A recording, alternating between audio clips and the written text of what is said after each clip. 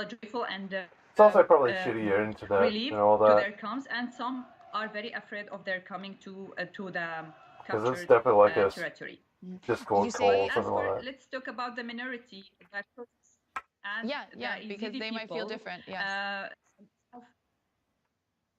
Yeah, as as for the media office of the SDF announced that there is about 100,000 people who are trapped in Shahba region. They are trapped there, and they are Kurdish. Actually, they want to move and to go back to northeast Syria, but they are trapped. They cannot, and the rebels didn't let them to get out of the Shahba region. And also there are a lot of people who try from the northeast Syria who are trapped and stuck in the region of Homs and Damascus. They are afraid of rebels. Great. I just took 1 second. The leader of the HTS rebel, which is the Hayat Tahrir al-Sham, was a former member of the Al-Qaeda clan. Or is it Al-Qaeda? Well, Al-Qaeda terrorist organization. So obviously he has the best interests of Syria in his own heart. So yeah, this is great. And he also served Al Nusra Front right after he left Al Qaeda. His aim was to throw Bashir Assad, which is the same thing, and they want to establish it. So it's just pretty much a new coat of paint at this moment. What did he send me? Damn. Oh, even the boobs are kind of like, yeah. I ain't gonna lie, that woman, like, no hate or anything like that shit, but like, holy shit. It's like... Whatever, just put it back now. I don't know, man. I feel like I'm gonna be a bit mean, but like, it's like, her face is kind of like, yeah. Her boobs are also kind of, look at, it looks like, you know, when you have like your knees, and you like tuck your knees up. It looks like there's a butt on her tits.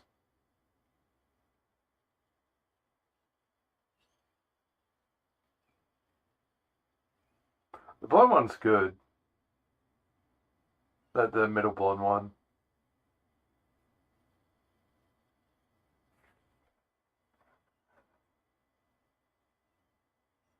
Damn. Guess I really should show my tits, you know. Get some of those views.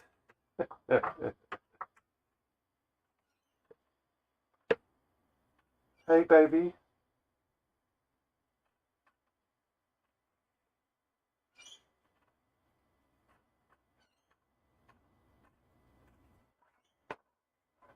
To enter Damascus as well.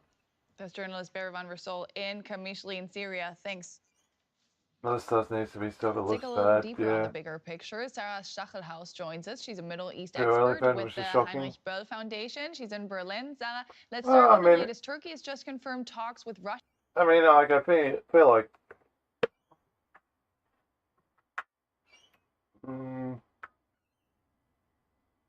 I probably just want, like, Instagram followers or something like that shit. Russia and Iran over Syria in Doha on Saturday. Do you think talks can achieve anything? Thank you for having me. We're seeing that the rebels have been advancing quickly in the past 24 hours. As it was mentioned, Iran and Russia are much weaker than in the past when they came to the aid of Assad and his regime. So there's limited capacity from their side.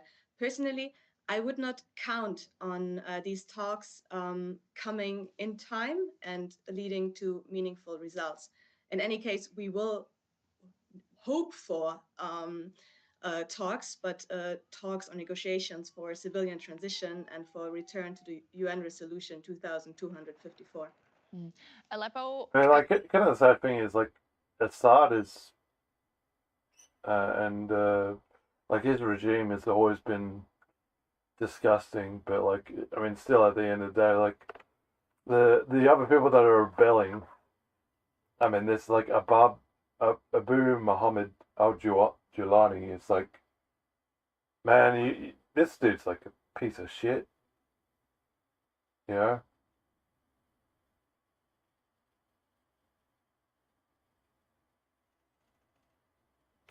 Like, part of Al Qaeda, the Al-Nusra Front, uh, specially designated global terrorist.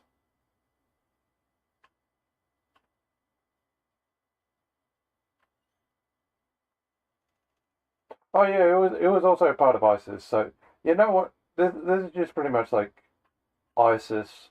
I'd say like the other leaders. Um,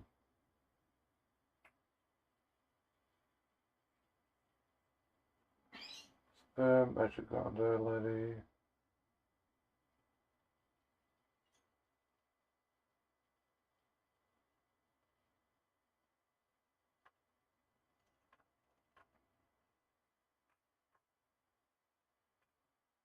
Allegiances. Sham.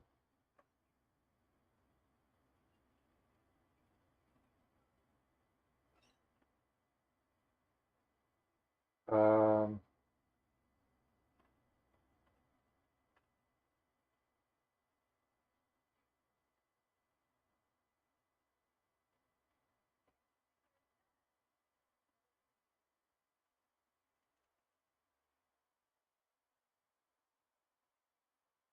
Sunni Islamic State. And so they also wanted to throw in like an Islamic State. Um,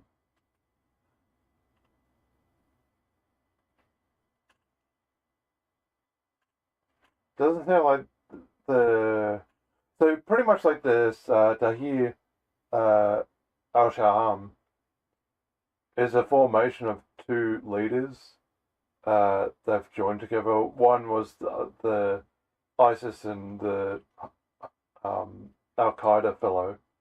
The other one seems to be a little bit more.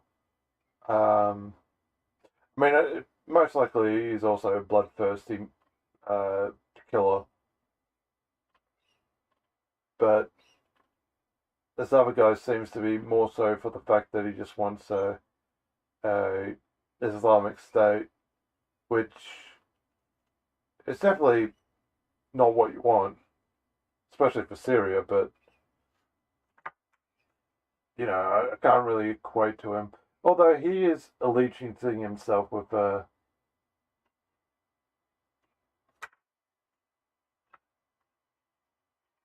actually just stated something Salafi jihadists. Subsequently defense well, they've begun to espouse revisionist jihadism. Yeah, revisionist jihadism. Okay, nah, this dude's also a piece of shit. In the tradition of Al Qaeda and was doomed to fail. Zodiaga jihads that balance between the ideological leadership of an elite vanguard and populist energy.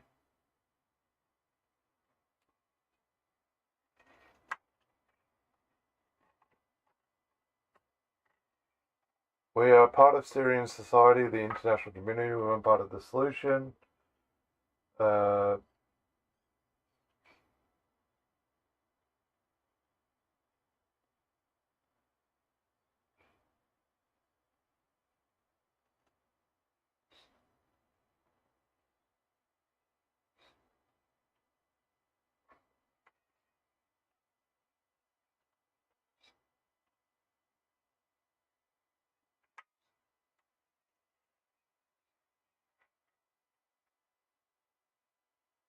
Running the regime. So, but the agenda was disagreeable. I mean, it seems like this other guy's like he doesn't agree with the Nusa front, but I mean, I think he's kind of changed his mind because obviously he's working with them.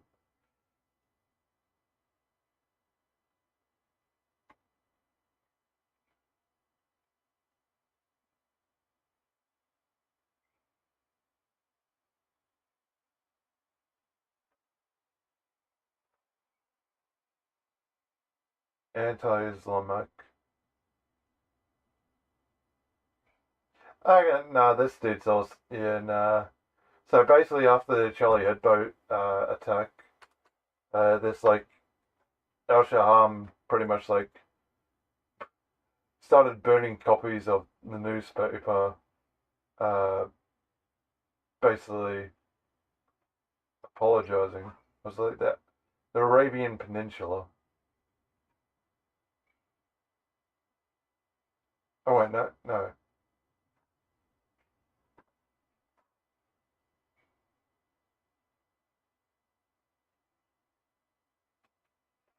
I'm trying to.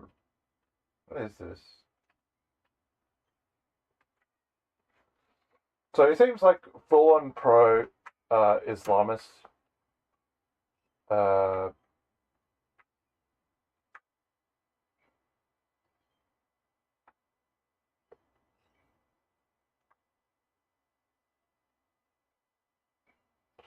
and he wants to. No, this dude also wants to enforce Sharia law. Yeah, nah, fuck them both. Like, I'm not too sure why. Like, I really want to try and defend. Oh, one of the leaders got killed in action. Based.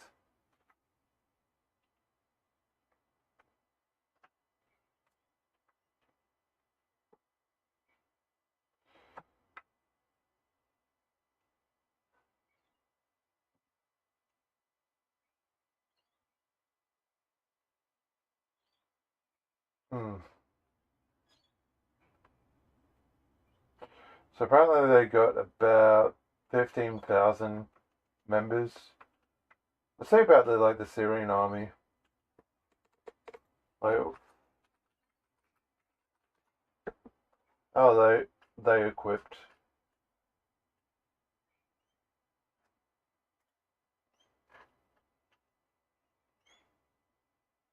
170. So I mean, I feel like they most likely will probably lose this, but they'll probably end up doing a lot of damage. It all depends. Can they like? I mean, it seems like they're gonna do like a lot of like small attacks, kind of like what they did in like ISIS and all that shit. They did like a lot of small attacks in a lot of areas, causing like chaos and mayhem.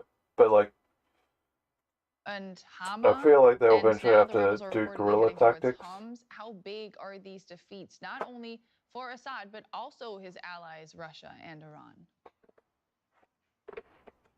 They're pretty big. The capture of Hama was quite important yesterday, as Hama is the fourth biggest city in Syria. Now, Homs is seen as a turning point. Homs is a traffic hub in Syria that connects Damascus to its coast. The coast is important for the trade, and it's where the Russian naval bases are. The issue is though, is like if they truly have only like 15,000 forces, that's not an invasion force. Like we say with like Ukraine and that. Like maybe the stuff on Wikipedia is wrong.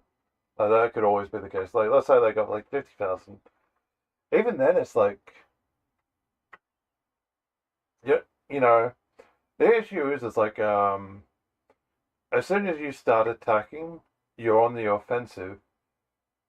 Basically, you get your like a lot of objectives done really early, and then it slowly comes to a dead halt, and then you're fighting over like meters. I mean, like I said with Ukraine, it's like, I mean, for the longest time, there was like no movement on Bakhmut, you know, I think even now, it's like, isn't it still like still fought over?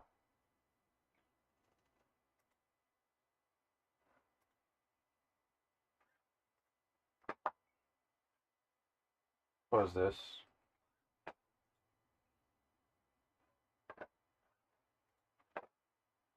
Can't remember like how long this.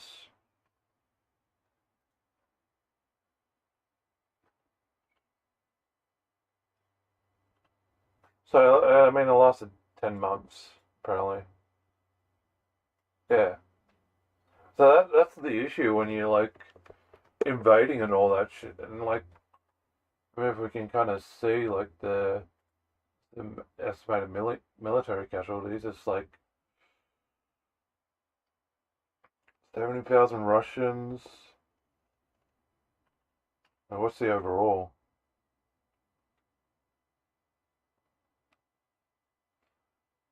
20,000 dead. So 30,000 Russians. It seems. What about Ukraine though?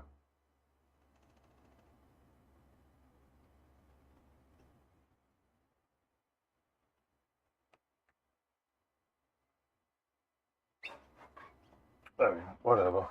Yeah, that's like the issue when you're like invading and all that. It's like this sounds really good, but I mean, like 15,000. It's like,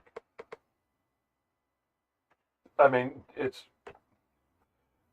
a pretty sizable force, but like, especially when you're on the offensive, it's like, it, you need more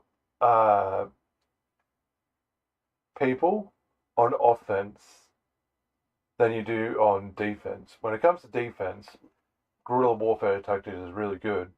But even let's say like a traditional army, I mean that's why I like Ukraine and that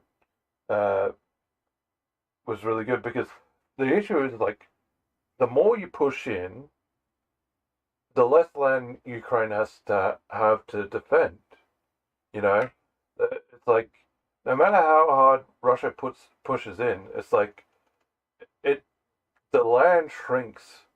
So that means it aids Ukraine more than it does to Russia. Now the thing is, if you can, like in the early days of the war, if you're Russian, you can storm in and get a lot of like key cities. Like I think the issue was like so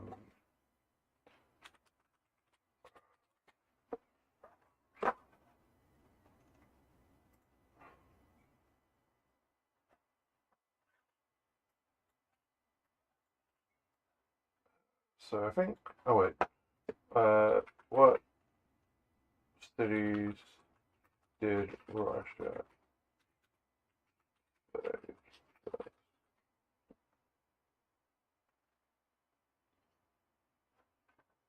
was target Kiev? So did they even get Kharkiv? I can't remember if they did.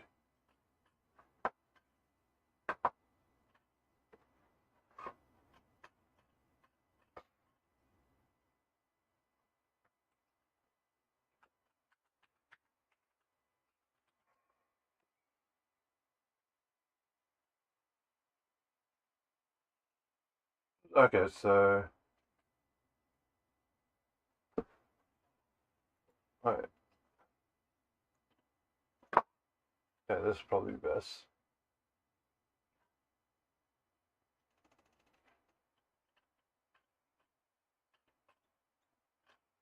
Try rooms for daylight.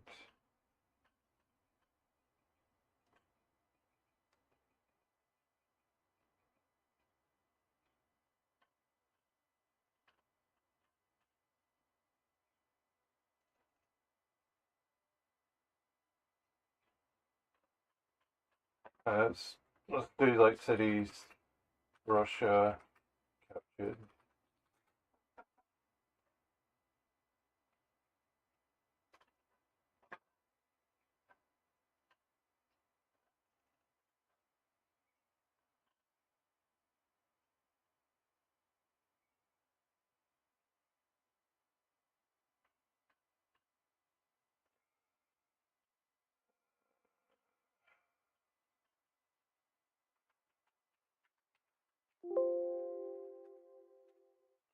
Did that? I swear.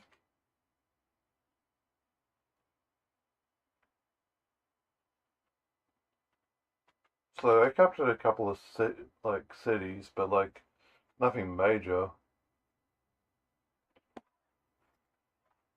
So Kharkiv, I think, probably was one of the things that they needed to capture, and they failed to do so. Yeah, 2 months.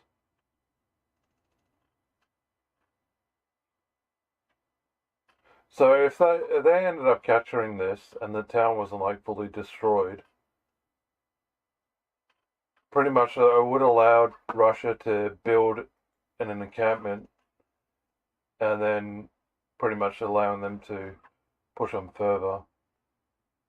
Oh, I kind of just docked myself. So yeah, that's kind of like the issue. It's like, this sounds really good. I mean, like I said, it's like, if it is really 15,000, I'm sorry, but like, they don't stand a chance in winning. They do stand a chance of causing a lot of mayhem and destruction. Enough, the people from Homs are fleeing towards the coast rather than towards Damascus, which gives us an indication of the outlook that the people have on the ground towards the stability of Damascus. Absolutely. You've been observing the situation in Syria for quite some time, of course. What does past experience tell us about how Assad and his allies might respond? Well, that's where a lot of the fear of Syrians is coming from, because the responses have been very harsh in the past. 90% of the deaths in the Syrian war are caused by Assad and its allies, Russia and the Hezbollah. 500,000 people, more than 500,000 people, were killed in Syria. And now yesterday we saw the Minister of Defense of Syria say that they withdrew south of Hama to protect civilians and to prevent a battle inside the city. Considering that they've never done much to protect civilians, that's quite an ironic statement. Also, after seeing how they left Aleppo on Friday without any evacuation orders that I'm aware of. So do you think they're just themselves trying to get out of harm's way? The Syrian army is in a desolate state. They withdrew before from Aleppo, said they would regroup to defend. Now they withdrew again. I think the next days will be quite important to watch. Mm-hmm. The UN Secretary General says the escalation in Syria is the result of a crime. I mean, if it is the fact that like Syria's army is currently fucked up, and like, I mean, that's kind of like how the Taliban eventually won. It's like they had such influence on the, it was like, you know, the Iraq army is just like, just come to the dark side, and it's like, oh, you got weed? It's like, yeah. Blow your mind. Space Marine 2 was made for less than half the cost of Doom Eternal. And that's not just some crazy speculation. It is straight from IGN's interview with Saber Interactive CEO Tim Willits, who actually knows exactly how much both of those games cost, because, yeah, he's working at Saber right now, but he was id Software studio director until 2019. And what makes this truly wild is that Space Marine 2 is outselling every game id Software made before 2019. What we're basically watching is a third-party developer, one that managed to break free from the Embracer Group's lovely gravitational pull, given all of that chaos.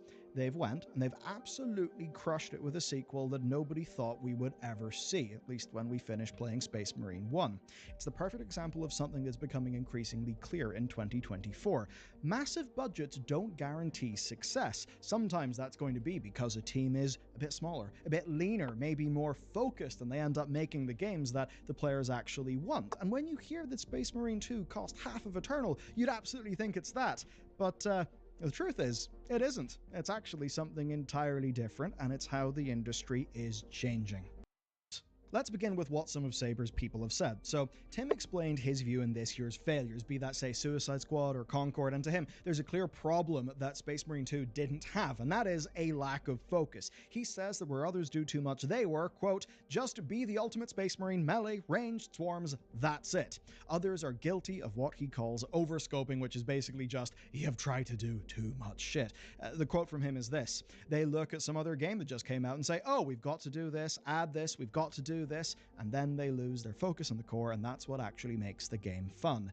So yes, if the game is fun, people will play it. Rather shocking that this is even in the conversation, but it actually does need to be. So many games are bloated, perhaps having loads of RPG mechanics and loads of balancing and tweaking and numbers. None of this, I'm sorry, but this is not a statement that really matters. What really matters is the issue with games. Actually, Gmod would be a good example. I made a video that did really well. Don't really care about what he speaks about. But, I mean, like, Gmod is really good because you get a lot, and pretty much it's an asset game. Like, if you have an asset and you want to upload it and make it usable and all that, like, you can put it in the game and then just have some fun with it, you know? They pretty much, like, there's the OG, like, modding game before, like, Minecraft and all that.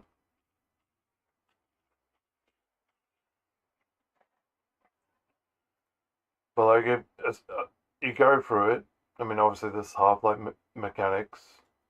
Obviously it's based on the Source engine, but, like, you go through this, I mean, this, another good example, like, I'm not too sure what it's meant to be, but it looks like a dog collar.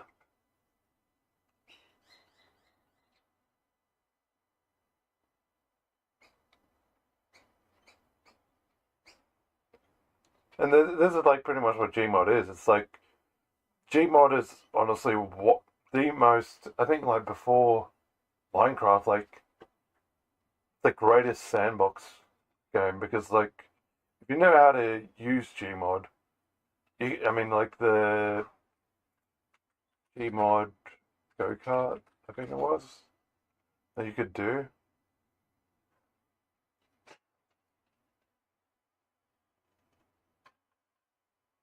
What was it? It was like mod car. Yeah. I don't know. I thought he was going to build it.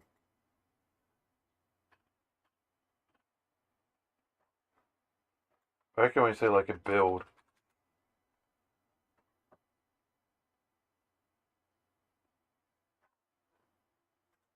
Yeah, something like this.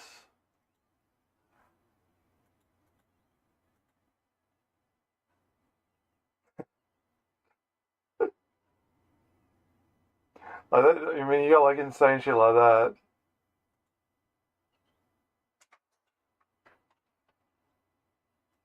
They have just a bunch of guys like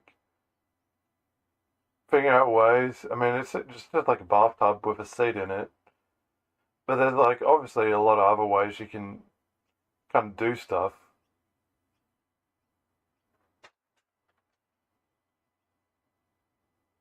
And like I said, it was pretty much like the ultimate sandbox. Like, if you could, I mean, you could make a car. I wonder if you could like make a computer.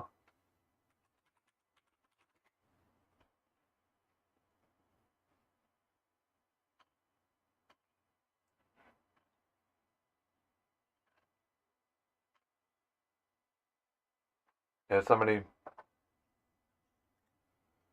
made a computer in it, like, just with the assets.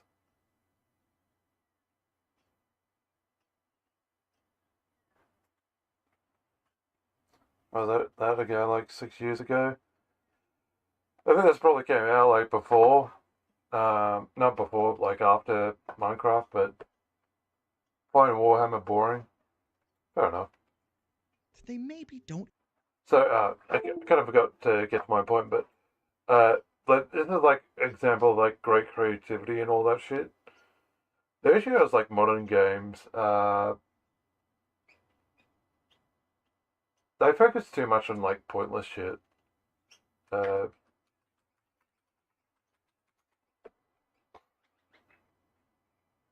Say like this. Like we all know like how Starfield turned out. I mean, and it is impressive, but nobody really gives a shit about the physics, you know, or like realism and all that.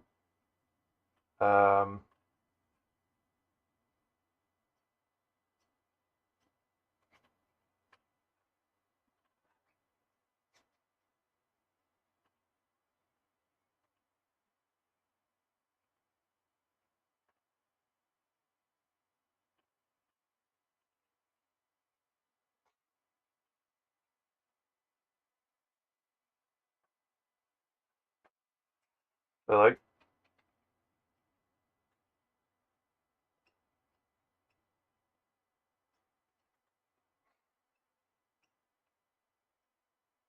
I mean, the entire purpose of that game is just like to destroy, but I mean, surely if you're gonna have like a full system like this, it's like, I mean, like the irony is like I'm adding destruction to my game, but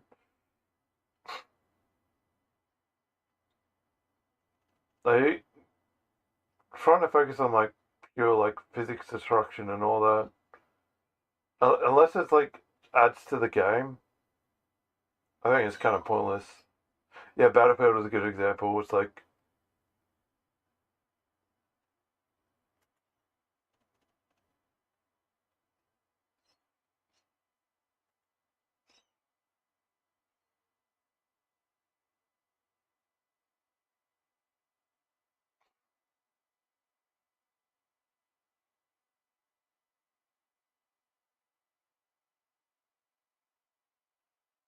and then you also get like a lot of stuff like I think Last of Us is like a good bad example. It's like it is very impressive with like all the level of detail.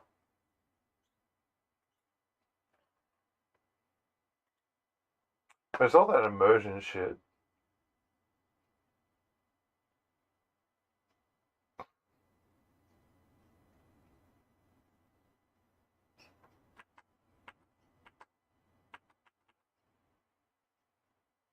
Like when you look at the gameplay, it's like it's not bad. It's also not that great.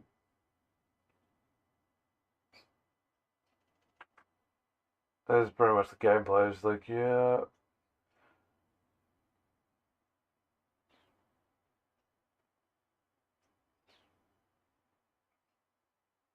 Like the AI is kind of trash. Like you're standing out in the open. Oh, did he get cover?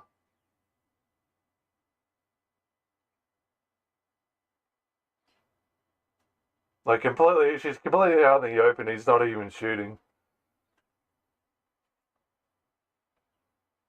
I like the animation of it's really good, but like the combat design's yeah, kind of boring.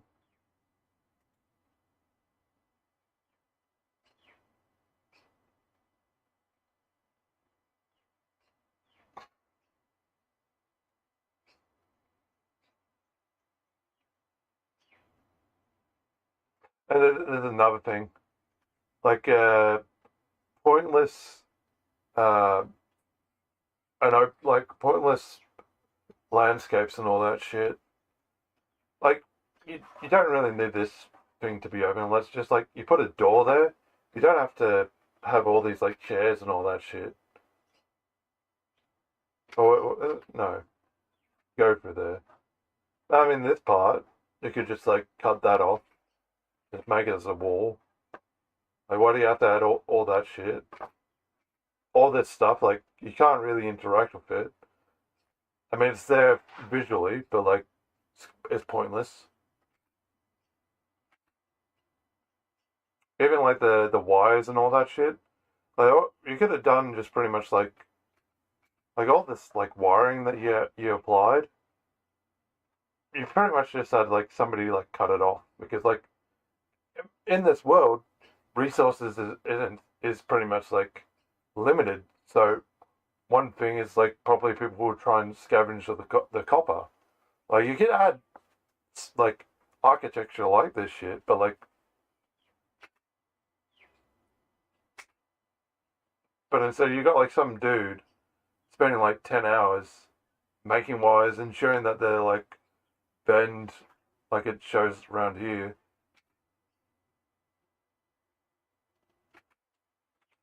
Like there's an entire right part.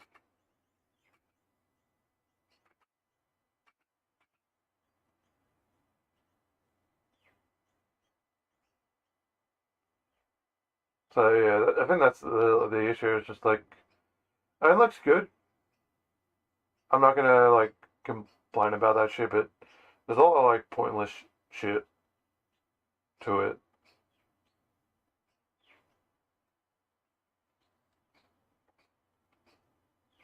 And like that interaction, I think is good. You know, immersive world interaction. It's like a small thing.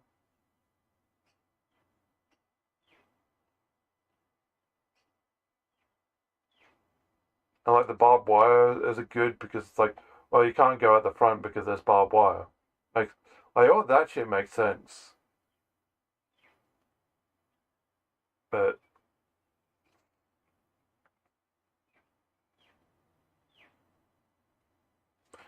and so like this part, I know people might complain about this shit, but like once again, it's like you're adding all these like these wires and all that, and it's like all this stuff.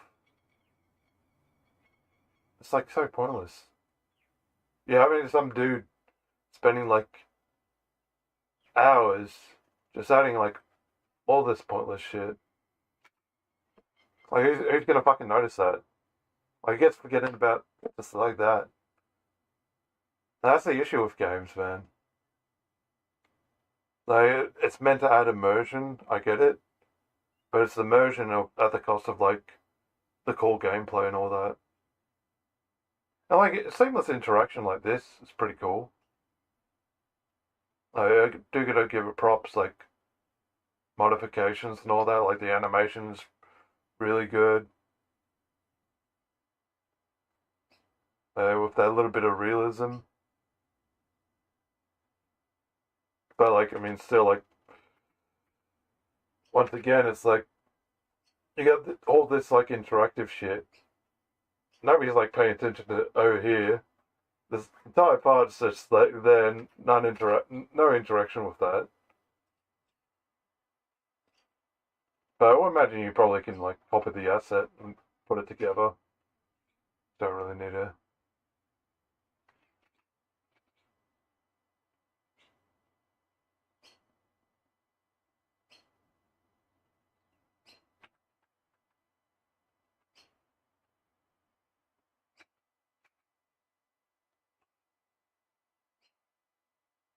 And, like, this part is good, you know. It's a rummage pet shop. Like, it's state and disorder and all that.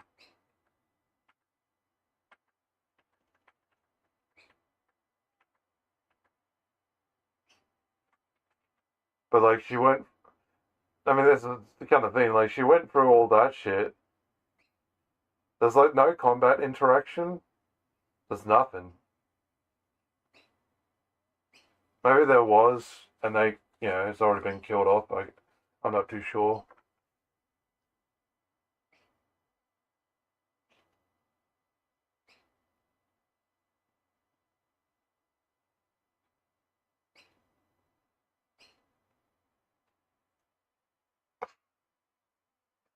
And, like, going back to this point, like, you see this, like, it bridges off so you can have, like, a viewscape, but, like, actually, like, this person showcases, like,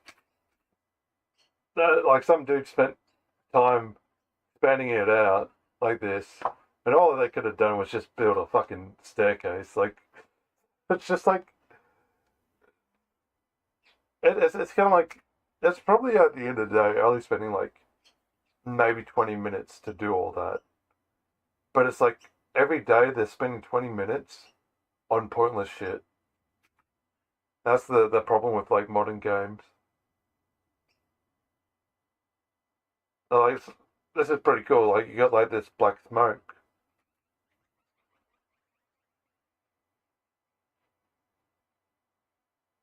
And now you feel like a combat scenario. So now the map seems to be way more interactive with it. But I mean, like, as I saw beforehand, it was like nobody was there.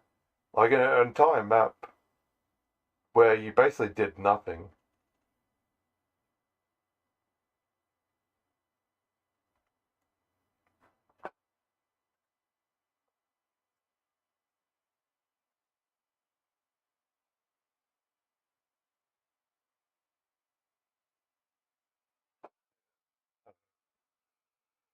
Even neat. I mean, even as a kid, years and years ago, I remember when Assassin's Creed started to lose me because even by the third entry or maybe the fourth, suddenly we had a tower defense minigame being involved and all sorts of silly stuff. Now, we've all felt it, right? Games that are bloated with a lot of thinking and a lot of systems, but where the fundamentals are actually subpar. And of course, especially lately, as all of that bloat has happened, games have got stupid expensive. Same with Assassin's Creed. I disagree with that. I think honestly the problem with Assassin's Creed was that it was really good, but I mean it's unironically like how people mocked about Jaws. You know, like if you watch like Back to the Future, it's like it's gonna be like Jaws, 20 or something like that shit. And the issue is like no matter how good your product is, people will eventually want something different. Now that's the issue with like Marvel. That's the issue with like Disney movies. Like anything that's like that's got a styling or theming. I mean, unironically, like what I do is like I just like chat and all that, and eventually, I mean, it definitely has a like there's definitely a lot of viewers that come and gone by because honestly, I haven't really changed that much. And now, honestly, that's a fault to my own. I know it. Part of me wants to change a little bit about it, but at the same time, it's just like, yeah. I've kind of more satiated with the fact that it's like I'm just gonna stream and have fun, not really focus on like trying to make a career out of it. But if I was trying to make a career out of it, it's like in the last like year or so, definitely should have done something different because I mean, it's kind of like the case. It's like every viewer that I gain, eventually they go. It's kind of saddening, but people got lives. People have like shit going on, and yeah, I can't complain about it. And eventually, people do want something different. Expensive to make, we've all got used to $70. Now, Space Marine 2 was a $70 game, even though it cost half of, the 60. And also, like the irony is that people want something new, but usually in the case of like something that's old, there is that kind of like I'm not too sure. It's like nostalgia. It's definitely a little bit of nostalgia, but it just uh, it hits that like in a happy spot. Like for me, um, Gears of War. I brought this game up so many times. Like I played Gears of War again. And I had like so much fun uh, playing it. Oh, got any news about it? Nope. So like with E-Days coming out, I'm so excited to play it because like this was part of my teenagehood. I love this game. I love everything about it, and you know, even if the new games suck, yeah, I'll probably go back to the older games and be like, man, this was a good times. Just play the campaign. Um, yeah. What else?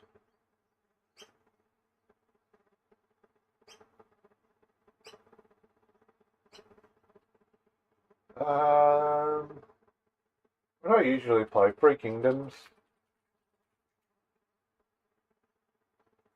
Like yeah. I end up playing like this like the strategy game so much like off stream. I think I get like probably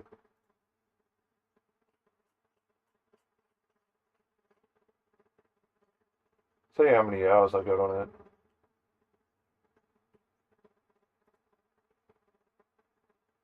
So almost like 300 hours, which is a lot. Yeah. I think some of it is kind of AFK, but you know, that's just like I plug away at it pretty much. I enjoy it because like I really like the Free Kingdom period. The issue is like I remember playing Dynasty Warriors, and this the thing I've got with like Dynasty Warriors, like zero attachment to these games. That's fair enough. Yeah, we all got like different tastes. When I was a kid, I played the shit out of this game. You know, Dynasty Warriors 2 and Dynasty Warriors 3. I fucking loved Dynasty Warriors, and that's how I kind of grew into love with the Free Kingdom period, because it was fucking sick as fuck, especially with like Xiao Dun. Like this dude, that's my goat, you know. With the eye patch, I even liked it when he had the mace. It was fucking sick. But like, even though I love the games, like, unlike a friend of mine, like he still likes the OG games and all that.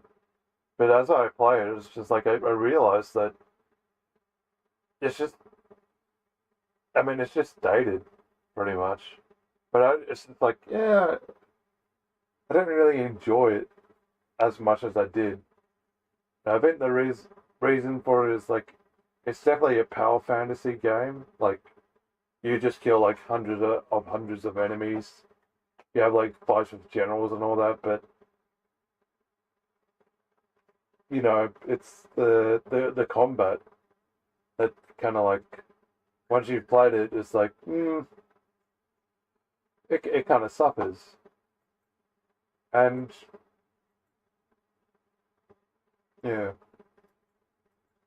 I think that's like the issue of it. It's like game known as Doom Eternal. That's where things get kind of interesting though. Money, unit economics, and that's where we've got to talk about spiraling development costs. In his interview, Tim spoke about that, and remember, he was at id, so he very much knows what he's talking about. He said, there are many games, sadly, especially out of North American developers, where if you do not sell 5 million copies, you are a failure. I mean, what business are we in if you fail, if you sell less than 5 million? Yeah, you can't outrun the basic unit economics of your business. Space Marine 2 charged more than Doom Eternal, it cost half, its unit economics are better. Let's dive into that and figure out how the hell did they make that thing so cheap? Alright, so to kick off our financial journey, we're going to do the money in. Doom Eternal sold 3 million units in its first month. Space Marine 2 hit 4.5 million. I mean, a weekend Space Marine 2 revenue estimates were $202 million. That's a shitload of dollars. Now, we do not have the exact like-for-like numbers for Doom Eternal, but we do know that it pulled in 450 million in revenue over its first 9 months and was the fastest in its franchise, which basically just means both of the games did well. Space Marine 2 does appear to be doing better, and if the continued success of Saber's last game, World War Z, with its great long-tail support, is anything to go by, yeah, Space Marine 2... But ironically, what's going to happen is in the future, game publishers are just going to do what Hollywood does, pretty much to lengthen the content stuff out. They do a lot of low budget but high what's it called? Like high interest stuff. And that is pretty much horror films. I'll be honest, I'm not a huge fan of most modern day horror films. But what I can't complain about is that, like, they're really, really cost effective. I wonder if we can. I mean, I feel like Alien Romulus will probably be kind of expensive. Let's see, 80 million. So yeah, that's definitely on the higher end.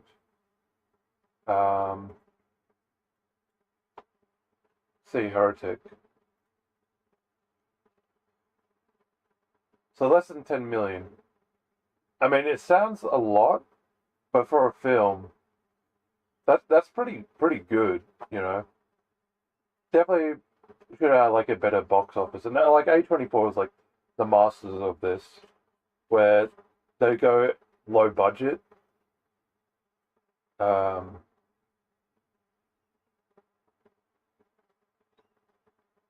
Did they do this one? So yeah, like something like this, like even this is like probably mid-range of a budget, like 14 million, like for 140 million. That's like crazy. Civil War. So one of the probably more higher end budgets. You know, it pretty much like they do like highly profitable stuff. Talk to Me is a good example. Like 4.5 million, which is in film budget wise, pretty much like that's like not a lot, you know. Especially with like the special effects that gets implemented into it and all that. And they end up making like 92 million. And yeah, I think even other bigger studios do it. Let's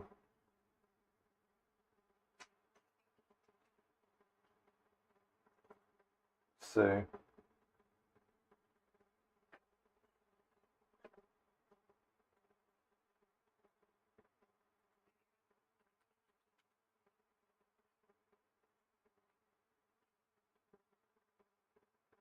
So 30 million budget, yeah. Ended up making 82 million.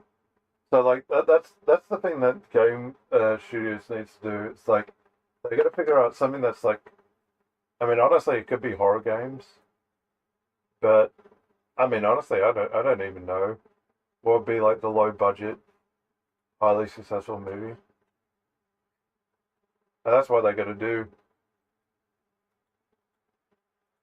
Going to be making a lot of money long into the future. Okay, so that's our money into very successful games, but now we've got to talk about the development costs, and this is where things are interesting and counterintuitive, almost certainly not what people would have first thought.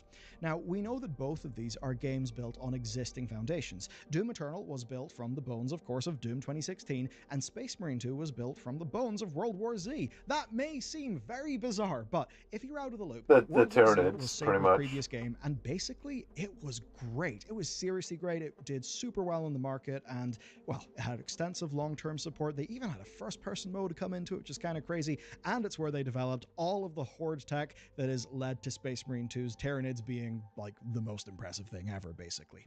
That's the thing when it comes to like games that some people don't really understand is that some games, this is I can probably bring out like the best example. So we got like the thing, but Unreal Tournament. Basically, this game is just a showcase of how the engine works. But the thing is, like, when it comes to Unreal 3, it was pretty much the precursor to Gears of War. And the reason why it is not really the first person aspect of it, because obviously that's different. But the vehicles, I mean, as you can see, the similar architecture with the world itself. Like, I think even that thing is from one of the maps of the first Gears of War. So, like, you obviously can, like, change it, the viewpoint, pretty much from like first person to third person. There's obviously a lot more different stuff that got added. The cover system, I think, is probably a prime case, but Unreal's a really good example. I mean, the Dark Souls series, pretty much, like, everybody talks about Dark Souls, but Demon Souls was pretty much the precursor. Dark Souls pretty much was the formula. So both are teams with established pipelines, tools, and systems. And even with Saber Interactive paying Games Workshop for the license, which we actually know from interviews is surprisingly reasonable in terms of cost, well, there's still a massive cost disparity between these two games. So it's probably not the tools tech experience. Let's look a bit closer. Let's take a look at the credits. And when we do that, we see that Space Marine 2 has way more people working on it. Yeah, so in total, 2,061 roles worked on Space Marine 2 and 1,302 worked on Doom Eternal. Now, okay, that's not the core staff. Space Marine 2's core staff was 500 people, but still, way more hands touched Space Marine 2. So with numbers like that, so many more people, how did Doom Eternal cost twice as much to make? Is time maybe a factor? Was one of these games in development for way longer? Well, napkin mathing based on public data, which is obviously not an exact science, well, it puts Doom Eternal at roughly 33 months from start to finish, and Space Marine 2 at roughly 44 months. So that means that Space Marine 2 was made by a larger team for a longer amount of time, but cost half as much. How much money do id pay? How little money do Saber pay? Or is it something just a little bit different? Spoilers, obviously it is. That's why we've got a video. So there's the absolute explosion of AAA game budgets, and a lot of that is happening in North America, and that is, in his interview, what Tim points to. Now, he does mention, obviously, the scope and the budget overruns, but there is another angle to all of this. Now, you've got to remember, Tim joined id in 1995. That means that he saw the rise of North American development firsthand, and he was later in the executive level. That means he was getting insight into budgets, into hiring, and it's not like he was doing this just stuck in Texas in a bubble. These guys will have been to GDC every year. There will obviously have been QuakeCon, so there's a lot of talking. Whenever somebody who's experienced like this talks, well, they basically tend to know what they're on about. When we think about technology, right, tech companies, we think of Silicon Valley, California, but Texas actually has a real big tech scene, and that hurt id Software. Basically, it drove wages up, and the reason why that happens is successful companies and talent end up clustering around each other, right? There's a bit of a feedback loop that, in a way, can drive up efficiencies, because all of the people who know what to do in an industry just happen to live roughly in the same place, which can be great. But obviously, a lot of those companies do well. They do well globally. They bring in a lot of money, and they start to compete. So the pay just goes up and up and up. Competition between companies drives those prices up. And in many fields, well, a tech company, they could probably use your programmer. And that means that if you're a games company who is competing in that environment, you are going to struggle to keep up. Now, obviously, in the last few years, the job market has not really been what it was within games, but I mean, at least speaking personally, I have heard almost unbelievable anecdotes from the last few years. One example is a company losing a senior animation staff prospect to an offer that was north of $300,000, which is a lot of money and absolutely was wages spiraling up. And that is the sort of thing that has skyrocketed costs of games development in the major games hubs, especially in North America. And so if you're id and you want to do development from Texas, where you've always been, yeah, tough luck. Deal with it.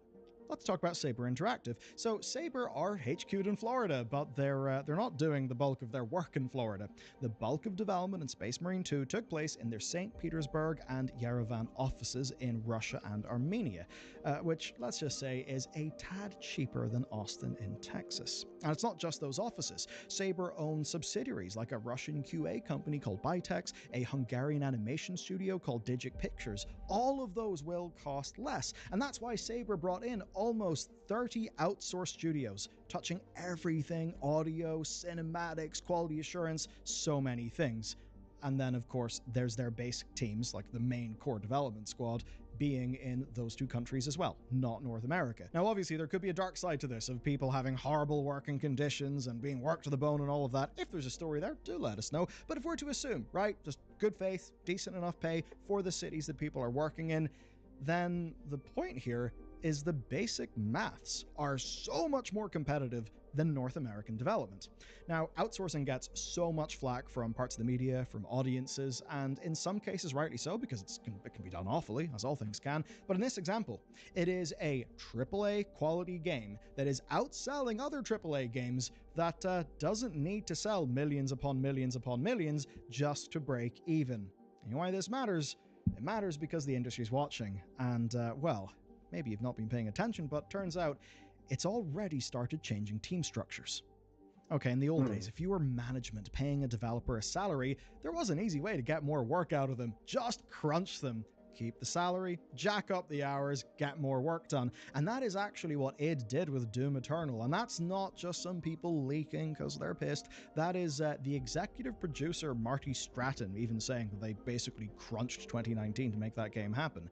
Now, that's all in service of the AAA polish and production values that audiences expect, and those are the same things that audiences expect that Space Marine 2 was able to match for half of the budget by using global arbitrage.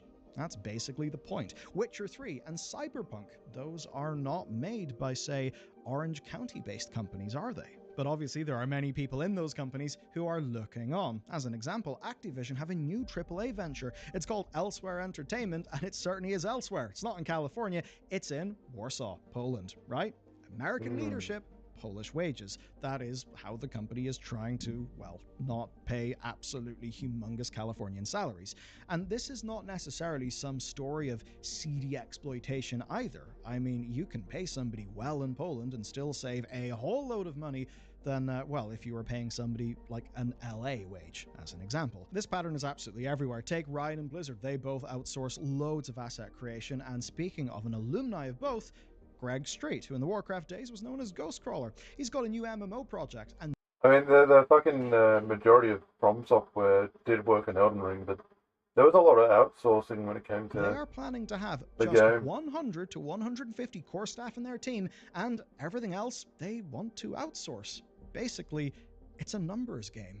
Follow the talent pools and the favorable exchange rates. We now live in a time where people all over the world actually want to make video games, so you do not need to be located in California or Austin, Texas, or something like that. So companies are chasing talent concentrations and economic advantages based on their needs. And that could be in the other direction. One of those is CD Projekt Red, actually opening a studio in Boston because they want some highly valuable Unreal expertise, which makes a lot of sense given what they want, or Larian setting shop in Dublin because, well, Dublin, Ireland, tax breaks. Very, very good if you're bringing in a lot of money from across the world. Or perhaps one that you'll know, every major publisher in Canada, because, well, amazing tax incentives exist there. Or for a spicier example, Skull and Bones being made in Singapore, and I've got to imagine Singapore are not particularly happy with how that whole shindig went. The point though is, this is a wake-up call for the rest of the industry. Saber managed to compete with Doom Eternal sales figures while spending significantly less and charging $10 more. That is the lesson that executives will learn. As for you and me, well, look, there are pros, there are cons. If you're in California, in the game sector, this could be quite challenging. I've got a feeling that big teams will not be located there as much. That being said, as those economic efficiencies improve, well, other types of games are possible.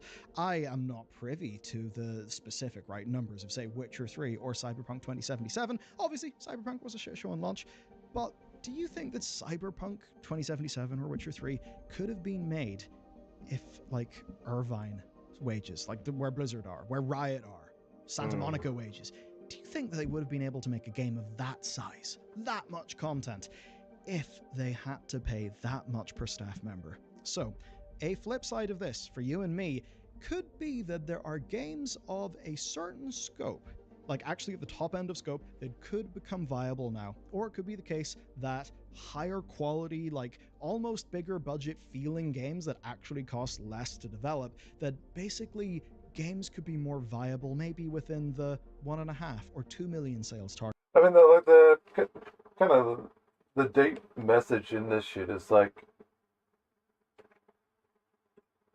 it's going to filter out a lot of people that don't really care about making games. like as he pointed out, like this is kind of like one of the issues that I noticed a lot earlier on is like in the earlier years, like if you watch any like Halo documentary, it's like they all wanted to make Halo, you know, like even the writer and the musician wanted to make the game as good as possible, but in that earlier statement, it's like they wanted to pay an animator, and the animator got an offer for 300,000, you know, so obviously he's going to go for that, but realistically, like, if he was really wanting to make games and all that, like, I mean, obviously you got to think about your family and prospect first, but I mean, should you really be like trying to take? I think it was probably like a movie or TV studio. Should you really like? You kind of like. It feels like you don't really care about the video game itself. It's more so like whatever pays more. Which, in some ways, some people in the industry, like you need that. You know, the person that doesn't really care that much about it, but are really good at their job. But especially with like game development, I think in general, I think the core issue is we've got so many people in game development that don't know. They want an interactive movie, pretty much. Like a movie that you can interact with. That you know, it's like Jurassic Park and all that shit. And it's losing a lot of the charm of what video games are, which is the fun aspect of it. Like with Baldur's Gate, for example, it's like even though there's like a lot of cinematics and a lot of like character dialogue and immersion and all that shit, still at the end of the day, like the base game of it, you know, it's a game. Game first, story after. Market, which could open up some of that delicious AA market that so many of us have been missing for quite a few years now. It really is so fun for me talking about how the sausage is made, but you can also talk about how the sausage is being broken and to learn how some major leaks for the next Avatar series have just surfaced, and there is a lot of confusion going around in the community, and we're going to be clearing up all of that. I've actually seen the animatics here, and honestly guys, it is super mind-blowing. I'm personally really excited for it to come out. I've teased it a couple of times in the past, and I've been biting my tongue here for months, waiting for someone else to leak it so I could openly talk about it.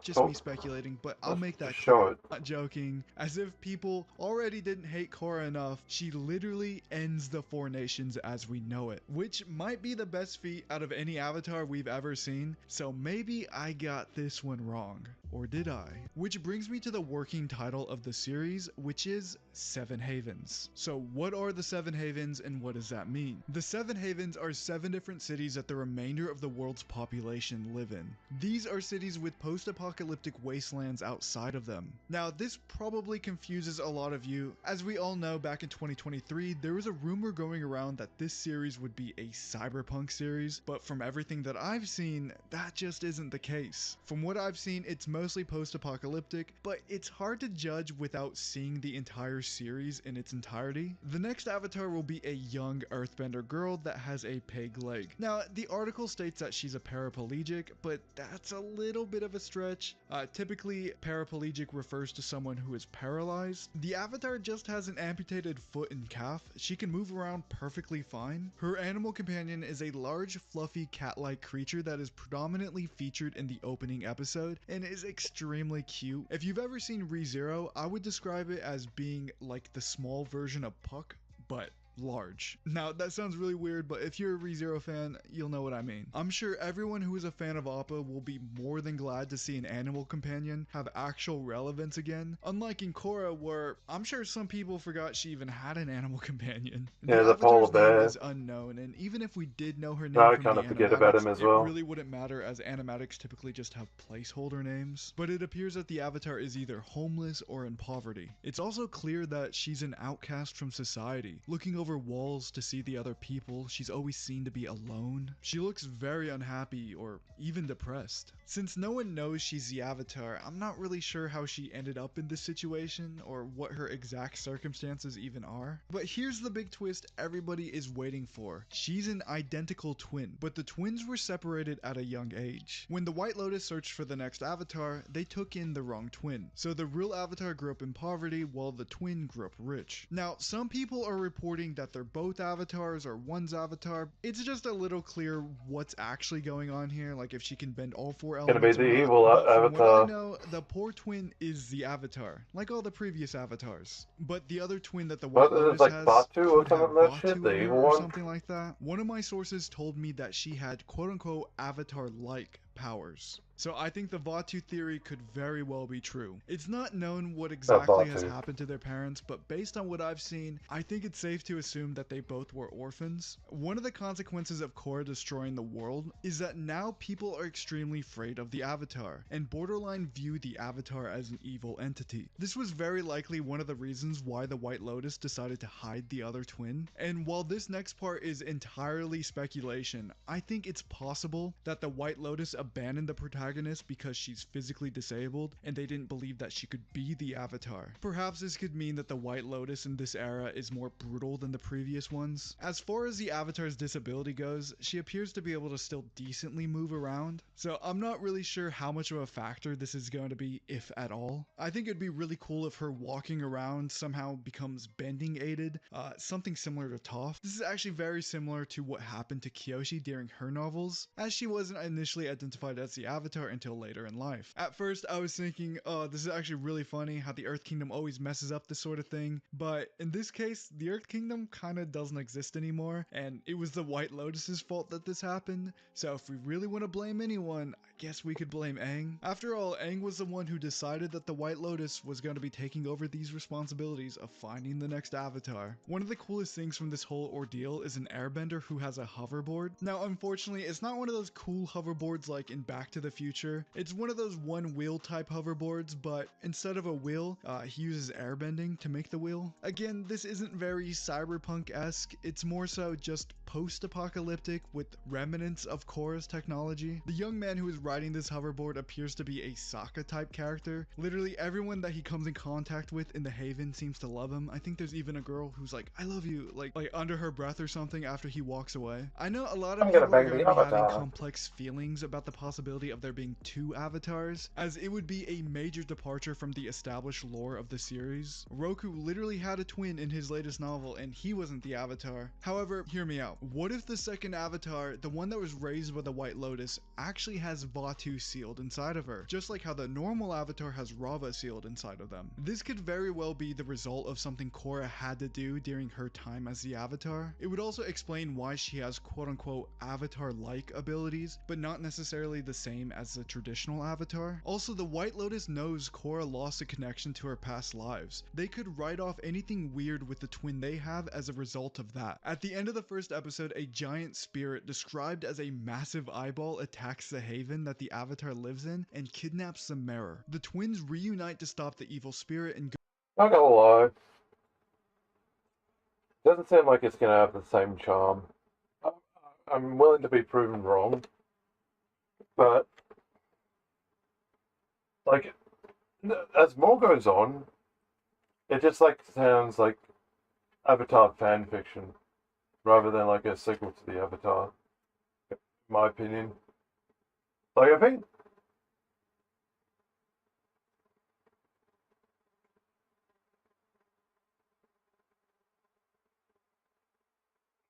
I don't know, like, how could you make it different?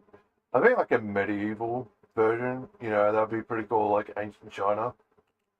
I think I prefer them going backwards rather than forwards, you know. Full on like, oh yeah, like a kingdom, you know, that'd be cool.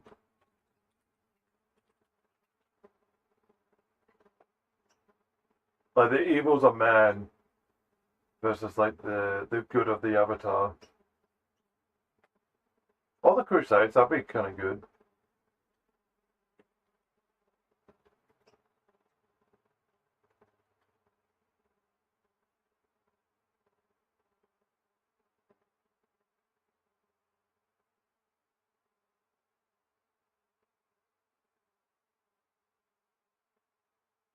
what's a good scene? Yeah, this would be fine.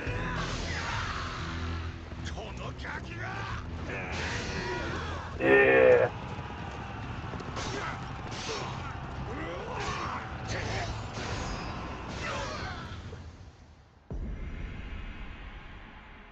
Because like the Avatar's like, you know, like spirits and peace and all that shit, but like just like, what can an Avatar do? You know, if man wants to fight for a war, it's like, you know, does he really have any say in it?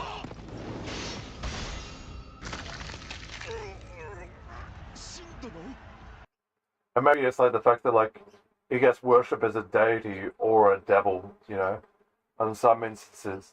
So he's like constantly under the threat of being assassinated. Oh, it's like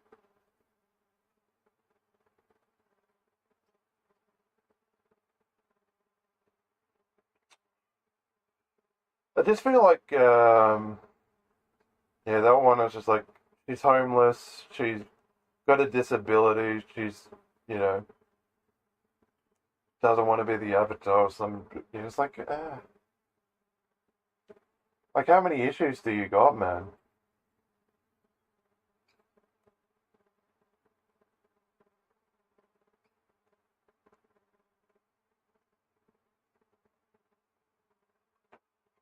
Okay.